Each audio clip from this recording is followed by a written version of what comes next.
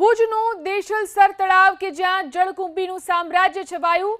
રાજાશાહી સમયે હમીરસર તળાવ અને દેશલસર તળાવ બનાવાયા હતા. હમીરસર ભુજનું હૃદય છે તો દેશલસર તળાવ ભુજની જીવાદોરી. પણ હવે આ તળાવ પાસેથી પસાર થવું પણ મુશ્કેલ બન્યું છે.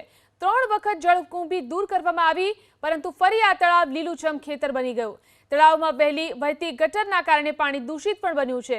ત્યારે આસપાસ રહેતા લોકો પણ આ તળાવની ગંદકીથી એટલી હદે પરેશાન છે કે તળાવને દાટી તેના ઉપર પ્લોટ પાડી દેવાની માંગ કરી રહ્યા છે. કારણ કે લોકોની રજૂઆતો સાંભળી તેનું નિરાકરણ લાવવા માટે ભુજ નગરપાલિકા ગંભીર નથી. અમે 2018થી વારંવાર નગરપાલિકાની અંદર રજૂઆતો કરી છે. કલેક્ટરશ્રીને લેખિતમાં રજૂઆતો કરી છે. રાજ્ય સરકારને પણ રજૂઆતો કરી છે. જ્યારે આ દેશલસર તળાવ નગરપાલિકાને મહારાવ શ્રી દેશલશ્રી તરફથી આ જાળવણી માટે આપવામાં આવેલું તળાવ છે, જે આજે ગટર તળાવ તરીકે ઓળખાય છે.